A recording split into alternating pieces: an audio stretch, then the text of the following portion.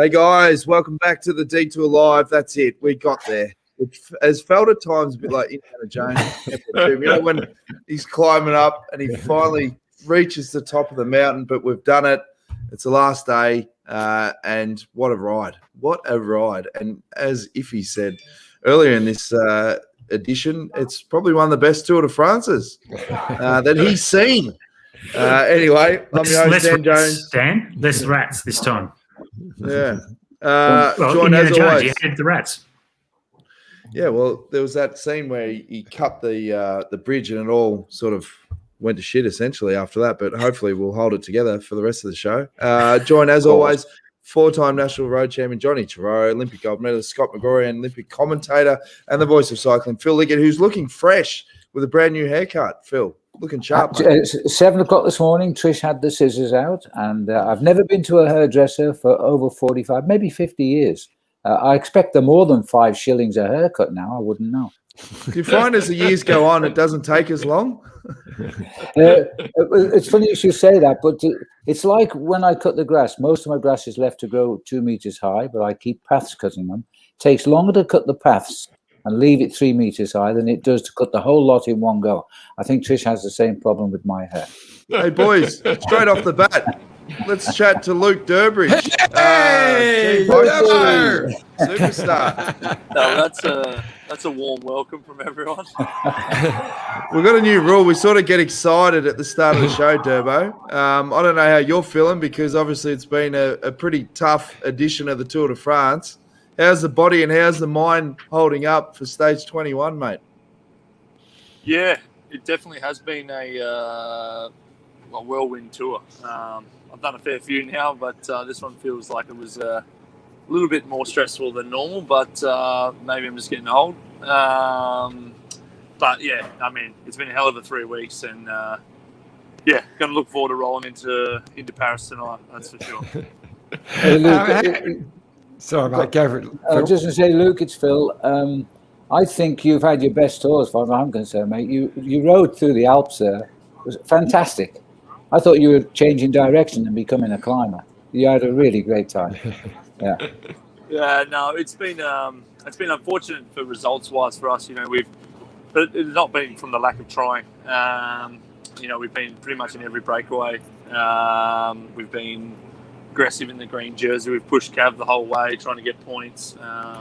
Michael Matthews has been up there.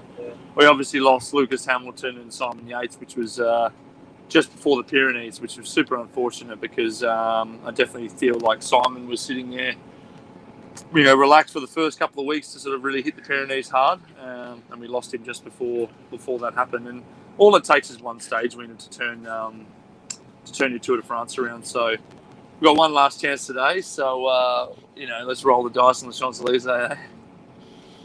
Bloody oath, mate. Now, Durbo, there's big talk, obviously, about the Olympics. Samantha In says, Durbo, congrats on the Olympics. When did they ask you? So when did you know that you're going to be going to Tokyo? I sort of, on the second rest day, I saw a post from Jack Haig pulling out. Obviously, I was on the reserve list for, actually, I've been on the reserve list for many Olympics, actually, probably 3 now.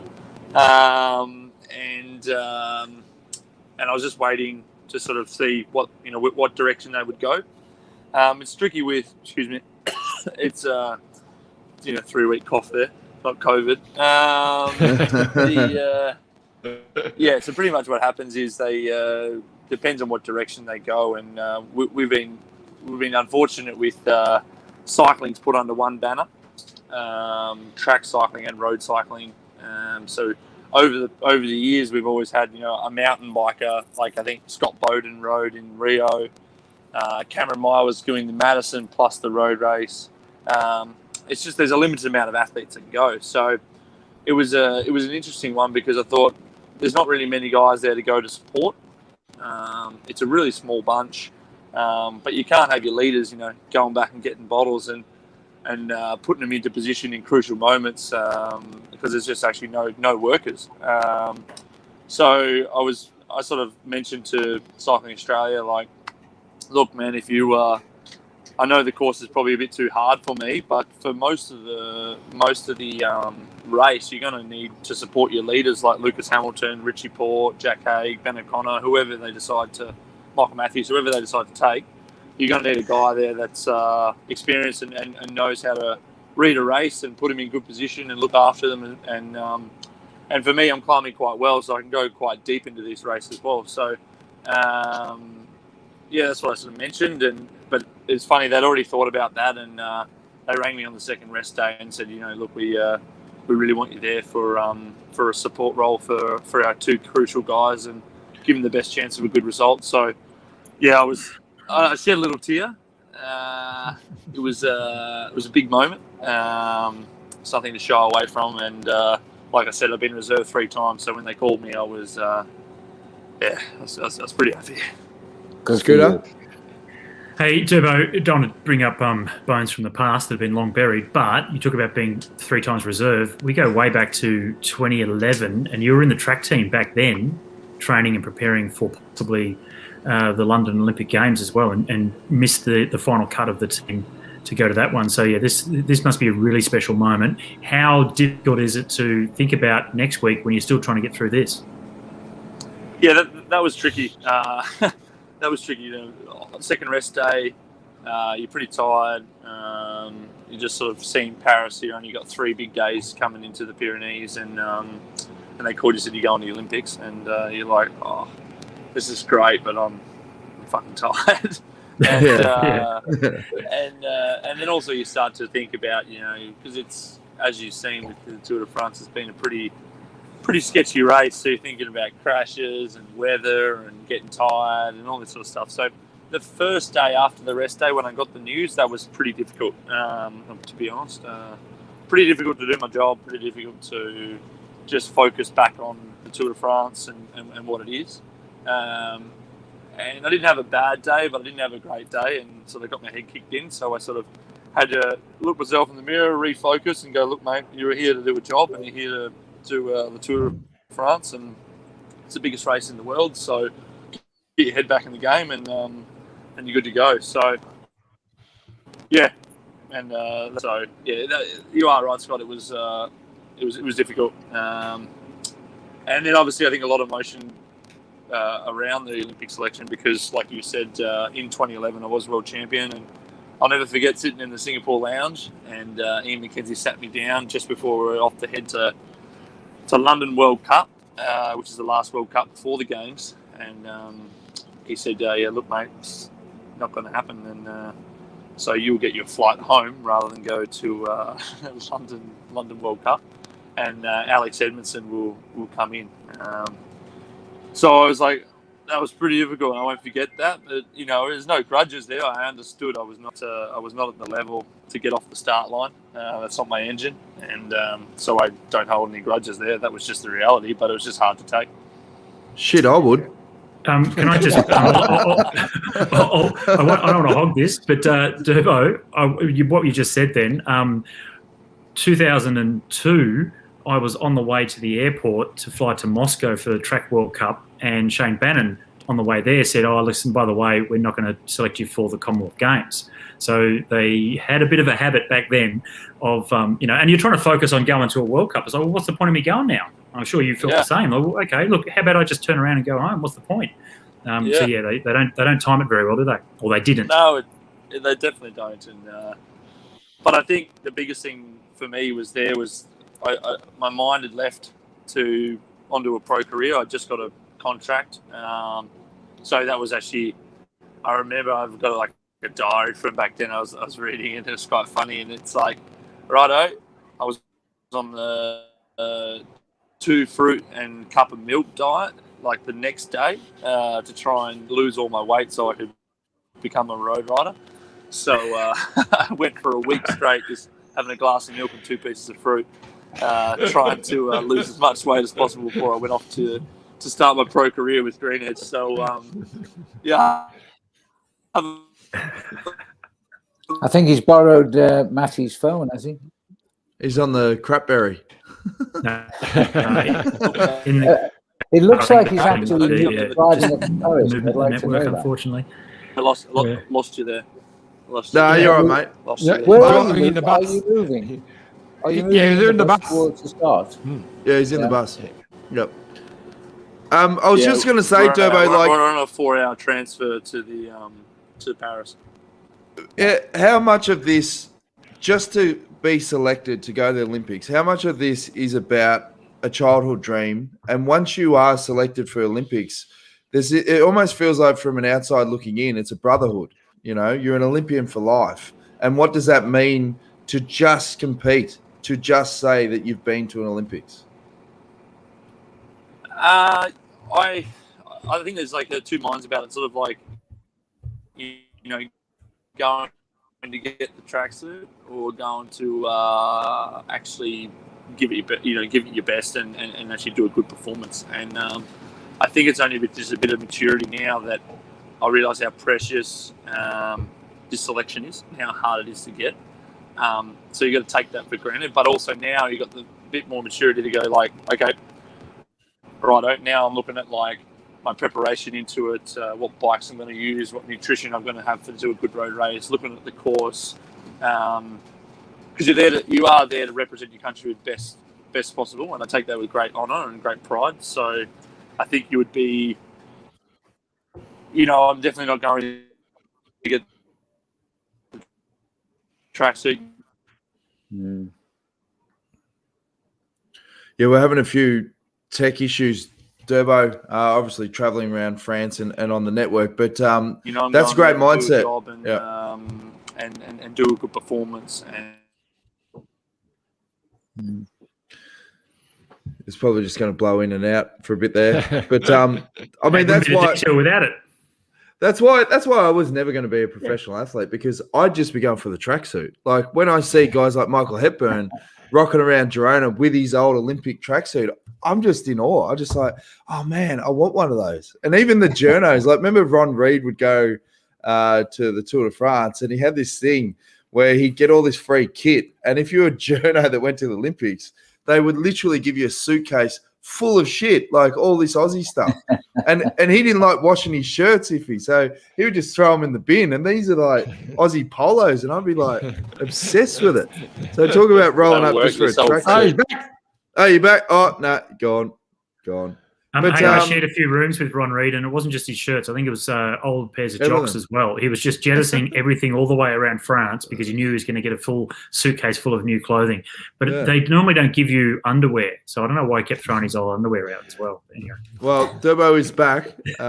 Let's see if we can pick up the conversation, but it will drop in and out. You there, Durbo? Can you hear us?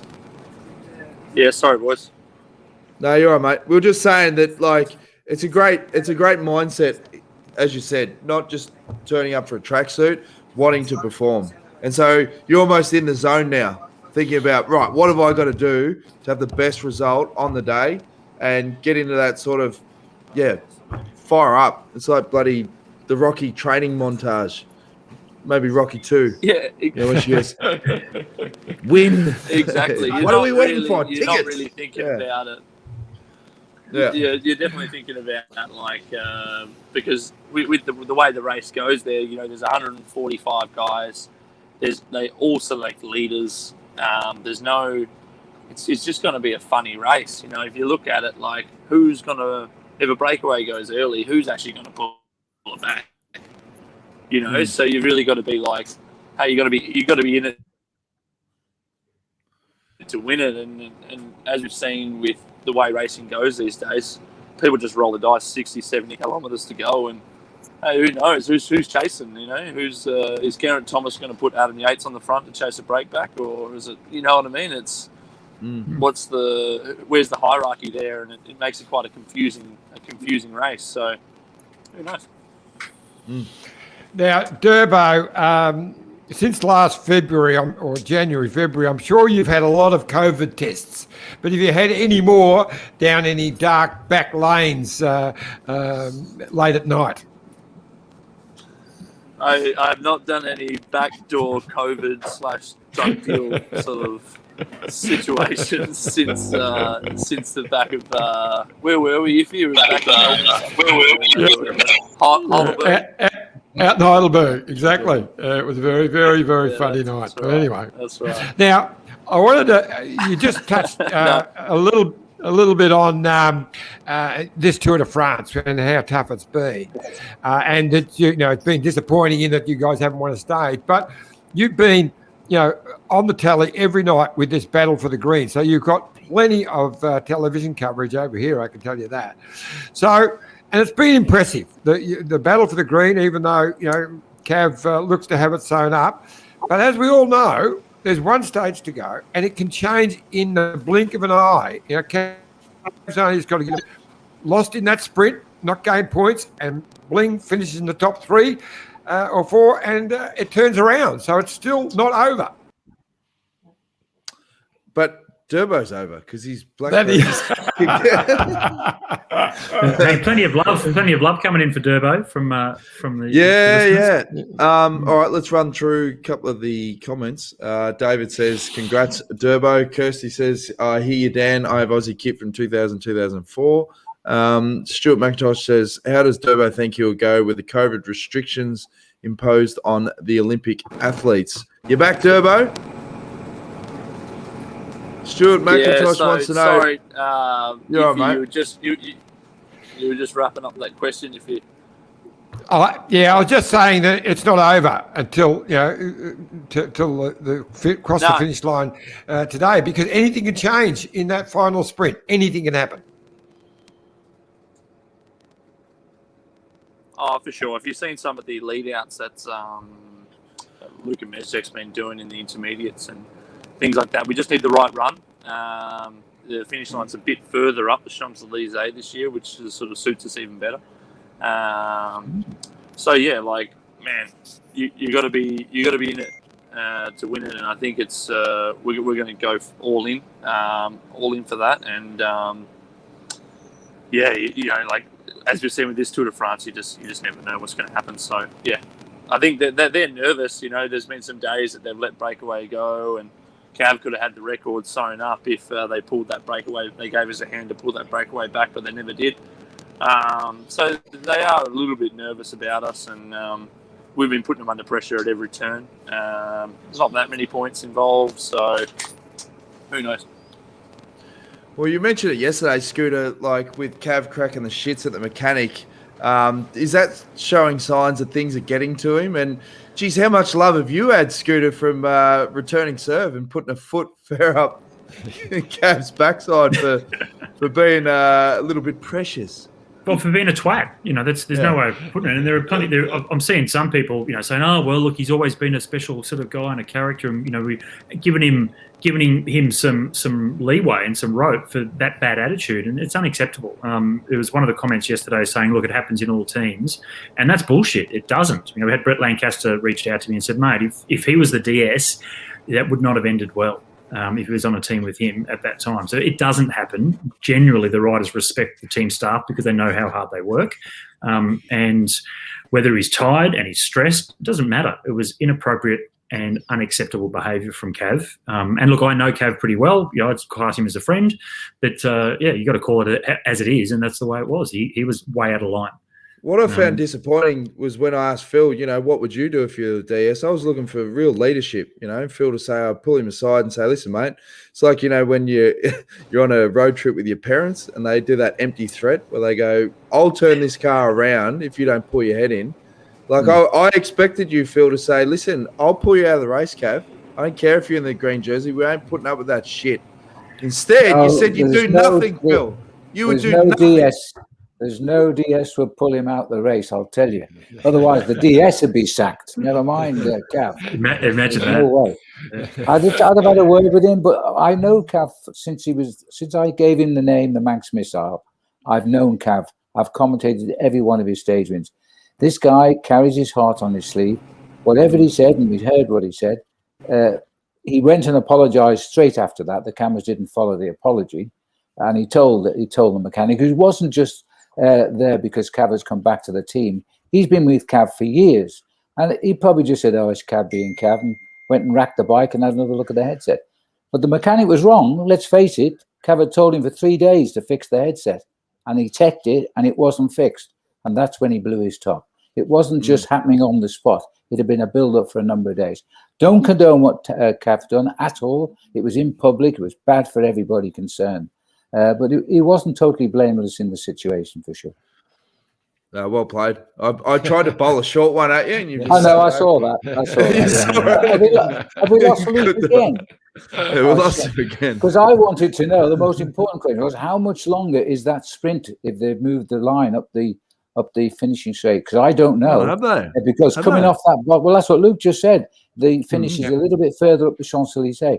It might be 100 yards, might be 200, but in the sprint, that could be absolutely crucial when Cav's been coming off that bend for since 2008, trying to measure his distance. If it's 200 I did see it further, written. I don't know. I think it's 150, but I'd have to check it. I saw it written meters longer.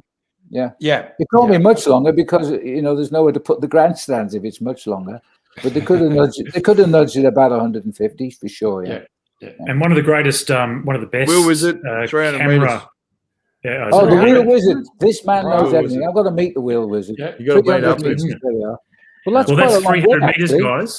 That's 300 extra meters of the side-on motorbike camera view of that sprint, and which they've started doing in the last sort of 10 years, which is just such a great shot, just tracking with them, on the motorbike inside on the middle of the Champs-Élysées there. So that'd be great. But it's the scary part of that drag starts too up the hill. The scary part of that camera scooter is, remember the days when we used to have the bibs that you could stand in the middle of the Champs, and then all of a sudden one year this motorbike was just screaming up the middle, so you almost got skittled. Well, one of the best side shots was when Renshaw led out Mark, and that was a great side shot. That's shown many times. The camera guy stayed with him all the way. It was brilliant. First and second, amazing. Back Durbo. Hey, Durbo. Yeah, sorry, boys. It's hard. So it's excited. harder than riding the Tour de France doing John Tavares' podcast,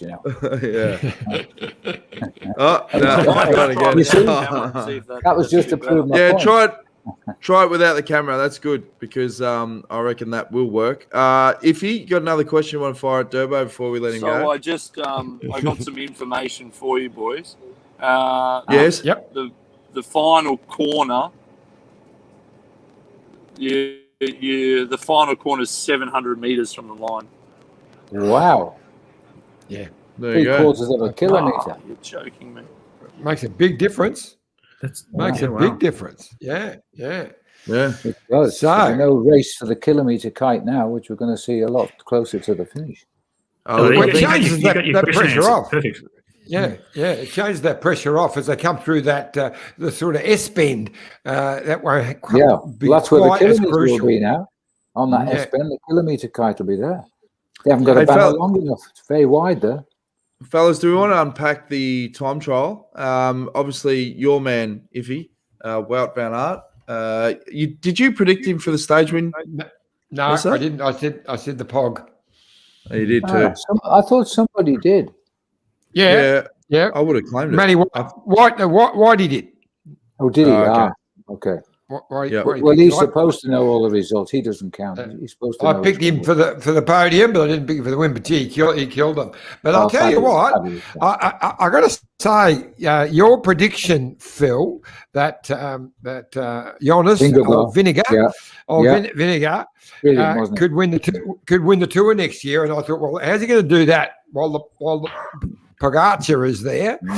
But hey, he's finished this very, very strong. He's beaten the Pog by nearly 30 seconds in the final time trial. So hey, anything can happen. Hey, John, very impressive. Back in 98, we got it right with Cadell. It just took a while for him to do it. So maybe I won't be around when Vingegaard wins. Whose dog is that? Getting attacked by a dog, Scooter. What's happening? No, the doorbell went. I was just picking up my dinner. It was just delivered, and that's what'd you get? That's Boo Dog. It just goes nuts. It's my mate dog here. I got some risotto actually, so I got a mushroom risotto. Did get a bottle of wine as well. That's why I was hoping it would arrive before we started, so I could be sipping on that. I'll be swigging out of the bottle because I didn't pick up a glass then. I just sit back down at the table. I'm sure you've drunk out of worse, mate. That's fine. Yeah. Hey, Now, listen, O'Connor did the ride, didn't he? Let's face it, O'Connor did the ride. He held off Wilco, and hats off to Ben. He'll never be the same bike rider again, because now he's a great bike rider. To first tour, finish fourth. Because of the way the other three have been riding, he's kind of gone under the radar around the world. But this guy's hit the big time now for sure. Yeah, amazing. I'll tell you what, he was in a world of hurt in the last half of that. I bet he was. Trial. He looked really good in the first half. He was actually up on the Calder. Yeah. But nope. Here we go. But gee, he had to dig very, very deep in that last 10K. But hey, he did it. He held on. So it's an amazing achievement. Scooter, you're a man of research and stats. Oh, yeah. Yep. What sort of a list does Ben O'Connor join, finishing fourth on the Tour de France? Well, so he's the highest placed Australian upon debut, in fourth place, which is pretty good. Now, Cadell did finish 8th in the 2005 Tour de France, so that was his debut. And then the year later ran 4th. And, of course, he went on in 2011 to win the race. So, pretty good to start with 4th, considering he's got a long career to go. More recently, one of the better fourth place finishes was Primož Roglič. It was 2018. Obviously, second last year and crashed out early, but was pre-race sort of equal favourite with maybe slightly second favourite behind the Pog. But if you go back a little bit, Andy Hampsten in 1986, he finished 4th and then didn't go on to win the Tour, but he did win the Giro in 1988. Some other notable fourth place finishes: Robert Miller, Sean Kelly. Again, didn't go on to it. But if you go back a bit further, 1954, Federico Bahamontes, he finished 4th in his first tour and then went on to win it in 59. But the most famous... Toledo. Yes. Yep. The most famous of the fourth place getters that went on after that to do something was Lucien Bobet. In 48, he finished 4th and then went on to win 3 in a row, 53, 54 and 55. So, he's in some pretty big shoes there, coming in to finish 4th in his debut tour. Now, in terms of Grand Tours overall, debutant results, I've already mentioned Cadell at 8th. But then if you look at Gary Clively, 1977, finished 7th in his first and only Vuelta a España. Richie, in his first Giro, he finished 7th as well. And then, Tour de France, Phil Anderson was in 1981. He finished 10th in his first, went on to win 5th twice. And special mentions to Brad McGee, who was 8th in his first Giro, but he had ridden 2 tours before that as well. So, but 8th in his first Giro. So he's in some pretty good standing there. 4th in his first Tour de France. It's pretty good. Another really heartwarming moment that I saw was Alan Piper being there live to see the time trial. Obviously, he's had his health battles of recent years, and he was such an inspiration for Pogacar to really have that belief, particularly last year when no one else thought he could win the Tour, because obviously Fabio Aru was the GC hope for UAE. But to see him there live, I mean, that was really special to see.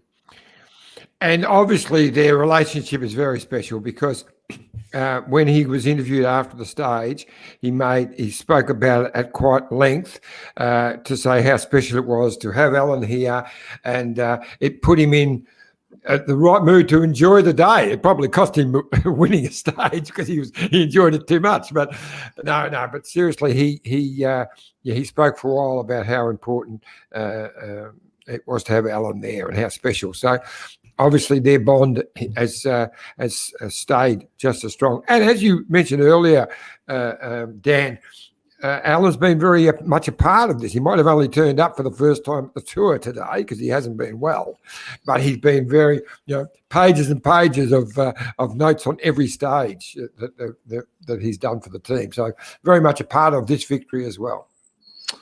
Yeah, definitely. And I saw Phil in the media, Geraint Thomas obviously talking about, how difficult this Tour de France has been, particularly mentally. I mean, does it make it harder when you're on a team like Ineos and there is such high pressure going into a race like the Tour?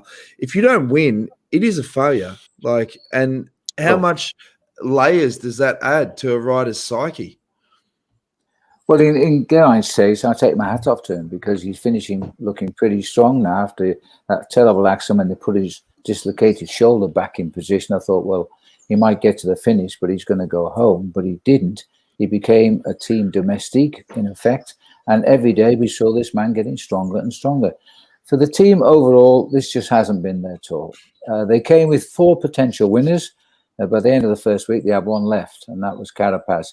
Carapaz isn't quite ready to win the Tour de France yet. He's not the man of the time trials, but I have to say he's a great character, and he's ridden really well. He's going to finish 3rd, but 3rd to a team that's dominated the Tour since 2012, apart from 2 occasions. 3rd is simply, they don't count 3rds anymore, like they don't count 2nds in the road race. So it's not good for the team, but they've still been a part of this race, even though they haven't even won a single stage. They've done plenty of work at the front of the peloton. We see them all the time.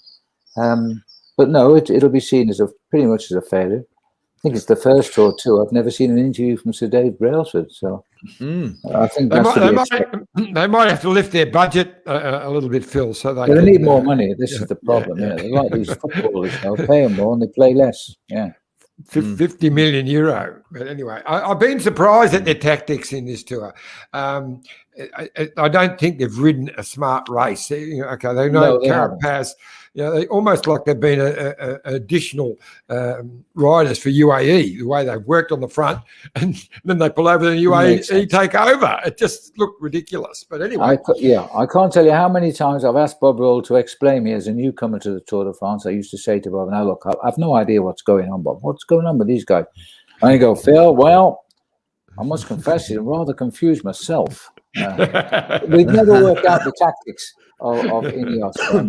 I think they were just trying to impress people to say we're still in the race because nothing they tried worked. Absolutely not. Well, Scooter, they were trying to crack him. There's no doubt about that. They were just trying to go as hard as they could, hoping that the Pog would crack. But anyway.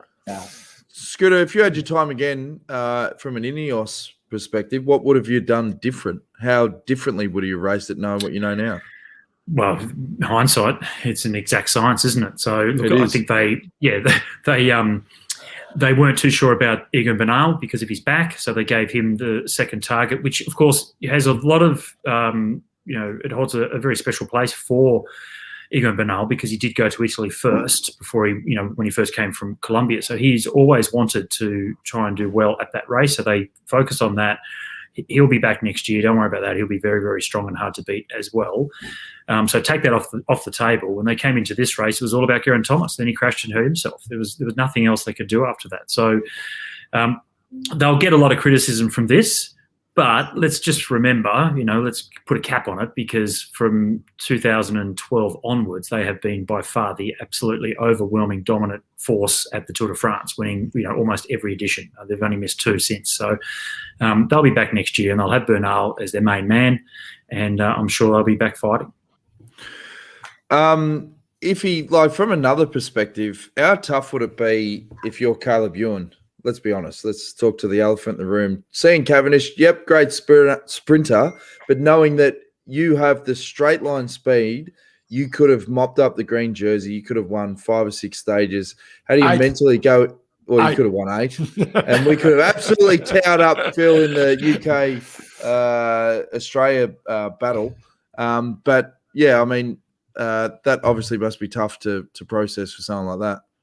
Of course, I'm sure. Look, I'm told though he's switched on, aiming for the Vuelta. He's all switched on, ready to take it up. Of course, he would be absolutely pissed because it was his own fault. It's not like someone else knocked him down or whatever. It was a slight mistake, and he's a great tactical rider. He just made the slightest error. Bang, went down. He would be kicking himself. Phil, you have to go. Phil has to go. He's got to go. So we've got to get him in the car. Kareka Foundation, kariega.co.za/Peloton. Keep the donations coming. Phil, good luck for your final call in Paris today. Have you got a line organised if Cav wins and breaks the record? No, I You don't. obviously don't want to give it away too much, but have you pre-worked out in your head something? Well, the so-called ligotism's just come out because I don't know what's coming next. So I'm just hoping something special comes out. But I hope Cav gets it. I really do.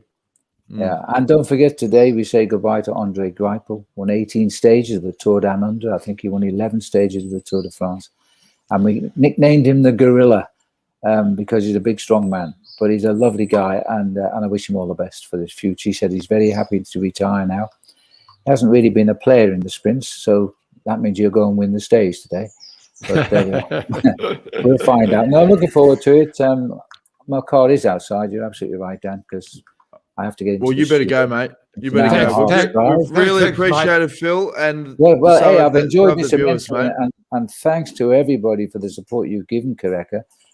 We banked quite a few $100, and we'll keep the competitions coming because we're going to run more as we go through towards September. And hopefully one day some of you guys will get to see Quereca itself, which is being beaten not just by the COVID now, but by the riots that's tearing that area of South Africa apart. It's unbelievable. So is the politicians are corrupt, and that's a fact. And good luck with the Olympic commentary, mate. I'm sure you'll absolutely nail it. With Scotty at the helm as well. Scotty's clearly well prepared, and I'm hoping that I'll be able to get a sleep around lap 2 of the men's road race because it'll be 3:30 in the morning at my clock time, and Scotty will carry me through. I hope. Well, are we going to have a chat tomorrow? On Monday, though, Scotty. Yes, we'll have a chat. Yeah. And, you just call me anytime late afternoon, early evening, my time, mate. Go for it. Yeah, give us a buzz. Okay. And if I don't get you tomorrow, it'll be Tuesday. But I've got a bit of sorting out to do tomorrow. All right, Phil. You go get that car. Thanks, don't wait. Don't John, take care. Have a great day. Mate. And we'll all cheer Michael Matthews, but in the end, I hope Cav wins. Okay. Good on you, Phil. Okay, take care, guys. All the best. Bye-bye. See you, mate. Bye. See you, Phil. Phil Liggett, voice of cycling, absolute legend. It's that time of the show where we have a quick word from our great mates at Let's Go Motorhomes and Bike Exchange. We all love an open road, and often they're easier to find during... We all love an open road, and often they're easier to find during quieter times of the year. In a Let's Go motorhome or camper van, you can road trip in comfort and style any time of the year. When the roads are quiet, you can get where you want quicker and easier without jostling for position. Chances are your destination won't be as busy too, which means you'll enjoy your travelling adventure even more. Plus, if you book a Let's Go motorhome or camper van in the off-season, you pay less, meaning you can travel longer. There's a type of motorhome or camper van for everyone, so you won't have to compromise on what you want. The whole range has the things you need to help create the perfect road trip experience, including heating and cooling, keeping you comfortable on the road all the time. Whether there's 2 or 6 of you, there's a motorhome for everyone. And in a Let's Go motorhome, your journey can be just as fun as the destination you want to reach. The open road is calling. Check out some of our great offers online today and start planning your next road trip. Rain, hail, or shine. Look at this bike. You think it's just a bike, right? But it's not. It's a bike 374 people are looking at. This guy, this girl, them, all looking at it. People from here, there, and wherever this is. People that are looking for a bike. Or just a piece of it. Amateurs, semi-amateurs, and pro-amateurs. This guy wants this bike, but with this crank and these bars. This could be the perfect match. But not this one. This girl has a bike to sell, and thousands of people might purchase it. Eyes on Bikes help grow small businesses. His, hers, yours, and the latest data and insights help those businesses keep moving. We are the world's #1 bike marketplace, with over 500,000 products and 900 brands, where buyers and sellers are brought together in a place where a bike is never just a bike. Bike Exchange, where the world buys, sells, learns, and rides. Thanks again to Let's Go Motorhomes and Bike Exchange. What happened before? Like, there was a problem pressing the video. It didn't want to load. And did you get busted, Scooter? Because people are saying, the beer. Kirsty, Must be getting my can. Scooter's Then I ran off to get a glass. Then I ran off to get a glass for more red wine. Sam wants to know, Scott, will there be any overseas commentators in Tokyo? I noticed the journos are there. Also, I think Richie's been saving his legs in the last weeks for the Olympics. Okay. The Olympic broadcast service that do the production behind the Olympic Games, they have their own every difference, and every country chooses whether they take that commentary. It's the same as with the Tour de France, with your world feed or your international comment, or say like for us, Channel 7, typically they will use any of the sports where they think that either it's a prominent sport for Australia or we have a chance. Then they're employing commentary to be done, and that's all being done from Melbourne or Sydney. So the main crew is in Melbourne, but there are going to be some people doing it out of Sydney, and that's due to all the COVID restrictions. But the commentators that the IOC have employed through the OBS, they've all had to fly across. And I think Rochelle Gilmore actually is part of that, like what they call the world signal or the international signal. But in Australia, you won't get to hear Rochelle's comment. Myself, and we've just brought in basically in this last week, Paul van der Ploeg is going to do the mountain bike with me. So Anna and I on BMX, Paul and I on mountain bike, and then for most of the track it's Anna and I. Phil's coming in for the last 2 days, and then Anna, myself, and Phil as the lead man for road and the time trial. Okay, well, what I'm going to do now is run through all the comments, because I do get critique going, hey, mate, you missed, a good comment. So I'll just go through the ones that I haven't posted. Ryan says, what are Sam Bennett's chances of big wins next year without Morkov? Iffy. Well, they won't. They'll be harder. I mean, I'm not sure who his lead-out train's going to be, but I can tell you now, without Morkov, I don't care whether it be Cav without Morkov or anyone without Morkov, it's going to be a lot harder because he is absolutely brilliant. So, be tougher. Wendy Superfan, hi guys, thanks for a great 3 weeks of the detour. No worries. Skull says, thanks for the podcast, guys. It's been fun listening and watching. On your Skull. Now, Simon Knowles says, Durbo reminds him of a young Whitey when he talks. I'd probably agree with that a little bit. There's a lot of time Catriona McDonald says, good on you, Durbo. Congratulations. Byron says, thanks, guys, for the last 3 weeks. It's been good listening. Chade, I'm with Scooter, zero excuses. Cav seems a bit unhinged to me. I think Chade's got his mojo back. Big support. Top Gun B says, Cav has lost a lot of fans, including me, over that behaviour. I'm glad you guys have called him out. Vazzy, g'day, Vazzy says, hi, guys. Thanks for an amazing 3 weeks. You've made this tour so exciting, so much fun. Great work. And then Wheel Wizard, another stat. Bahamontes is the oldest living Tour de France winner at 93 a couple of days ago. So there you go. Yeah, Eagle Toledo. San Jensen Dobbs says, thanks for 3 funny and interesting weeks. Love all the guests you've had with or without technical problems. Stuart McIntosh, this is a good stat. He says, I believe Ineos have never won a stage of any stage race that the Poggers participated in. Here's their number well and truly. That's pretty interesting, Scooter. You're a stat man. Yeah. Like well, I'll look it up, but I'll take it on Stewie's measure. That's correct. That is very interesting stat. That's a good one to know. I'd say that Ineos will probably just try and buy Pog. Yeah. Now, and Iffy, just a quick one. Boris wants to know, can Geraint Thomas win another Grand Tour? Yes, he can, but it won't be a Tour de France, I don't think. He can win another Grand Tour. Now, also, I'd like to throw a happy birthday in to Simon Clark, who it's his birthday today. There he goes. Yeah. And I tell you, we haven't given him enough love in the last week. He's been riding with a broken back. He's got a fractured vertebrae. I mentioned it the other day. Yeah, but we've given him no love. Yeah, In the break, I in the mentioned break. it. You didn't. You didn't. Okay, well, I haven't given him enough love because he's a champion guy, a great bike rider, and it's one of the toughest Tour de France. Everyone's saying how tough this one's been, and to find out you got a fractured vertebrae and to continue on and get in the big break the other day with that, very impressive. So good on you, Clarkie. Well, that reminds me of You're talking about Geraint Thomas when he the stage of what year is that? 2013 Tour de France, and he crashed and fractured his pelvis and rode the whole way through. 3 weeks with a fractured pelvis. Pretty tough. Yeah. Very tough. A couple of other comments. I'll just bring them up now.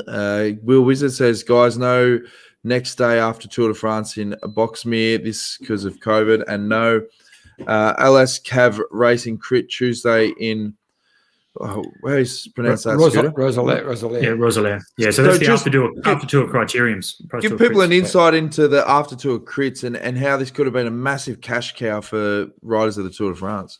Yeah, look, I'm not sure how many they do now, but it used to be like for 2 weeks after the tour, every day was a crit. I think there are less now, if I'm not mistaken. But basically for 2 weeks after, the riders. You've got your sort of regular pros that will get paid to go there, but then from the Tour de France, they'll try and get, all the jersey winners or stage winners, and they get paid big bucks, really good money for cycling, from cycling perspectives, really good money to go and ride all these criteriums. Robbie McEwen used to always do it, and also, Baden Cook. I think Baden bought a Maserati with cash from the post-tour crits that he did.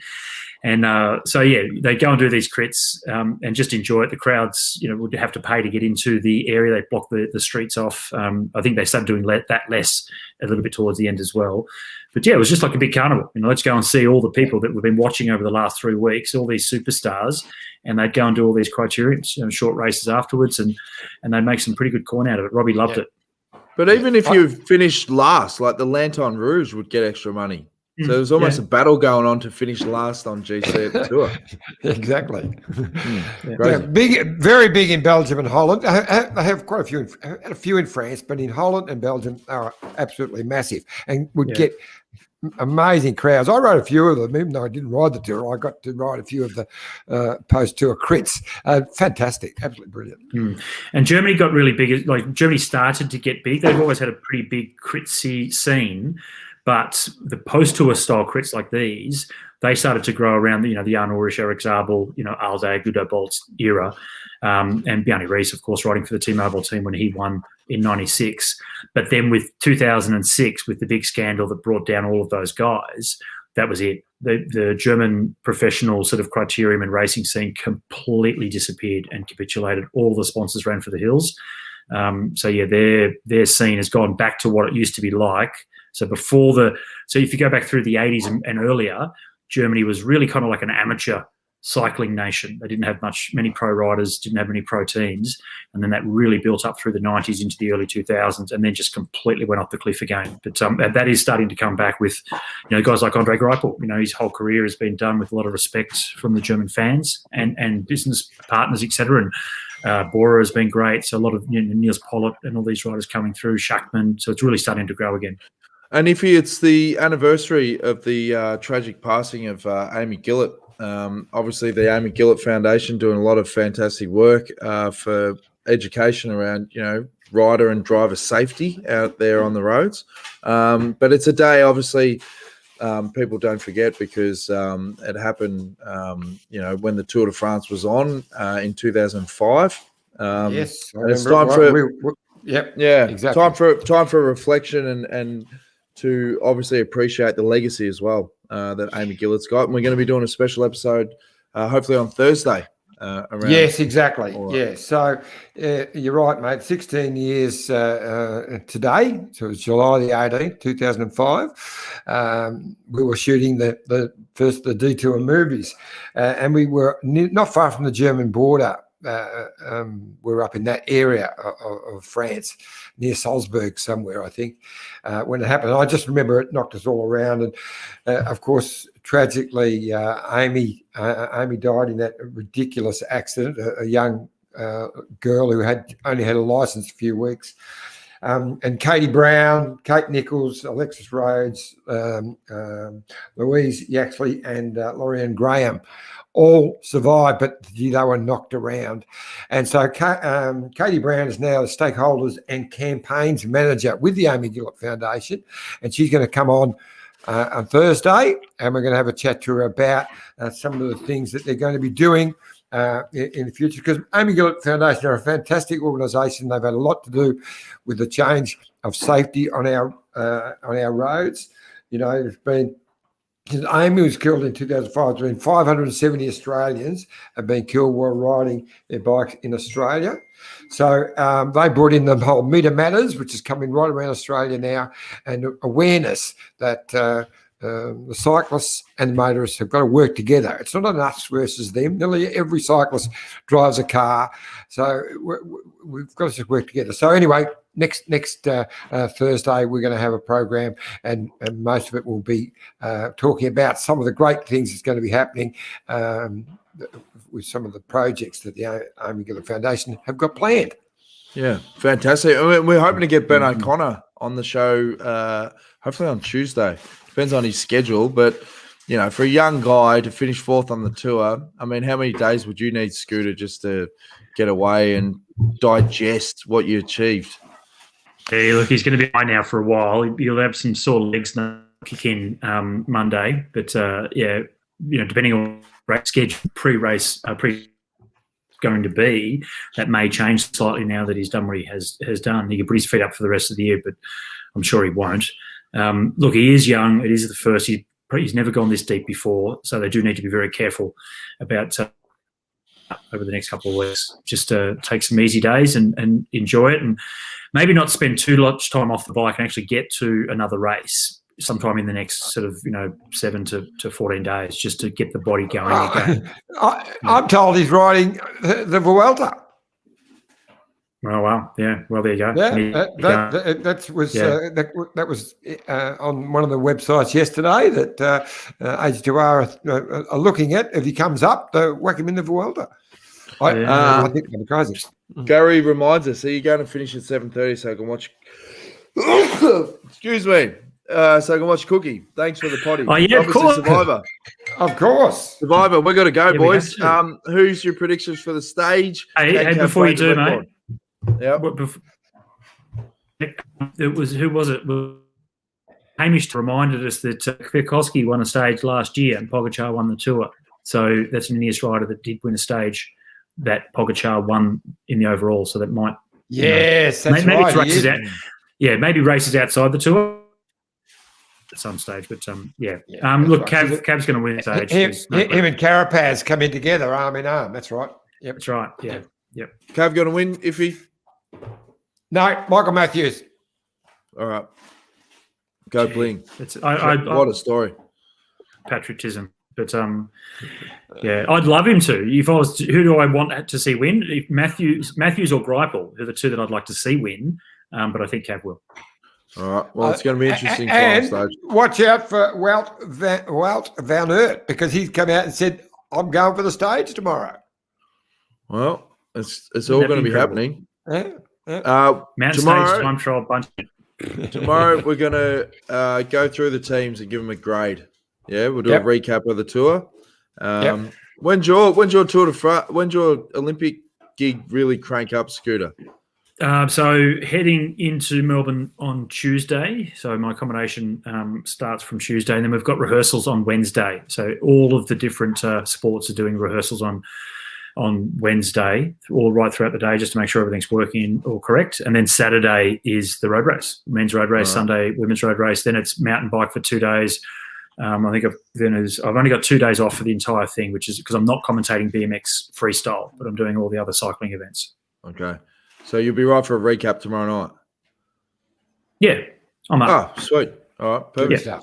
All right. Glad we went through the admin at the 55-minute mark of today's episode. What time would you like to come on, Dan? Is there any preparation I should do beforehand? What do you think?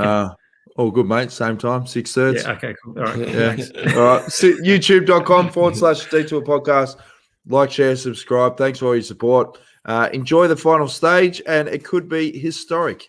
Can Mark Cavendish break the record? Wait and see. Or will Bling do a Stephen Bradbury and take the green on the final day with Cav crashing out. We don't want that. But if What about a breakaway? I'll tell you. We haven't Or breakaway. had a breakaway on the Champs for a long time. Tired. Everyone's tired. De Koenig may be too strong, but if they put all the pressure just on De Koenig to chase everything down, maybe a break would get away. That's right. Going to be interesting. Who was the last one? That would Vinokurov. Vinokurov beat Brad McGee. Brad McGee. Yeah, Brad would have been really chuffed about that. Yeah. All right. If you watch, all right. No. We're waffling. Bye, guys. We're waffling. See you tomorrow. Take it easy, guys. Bye.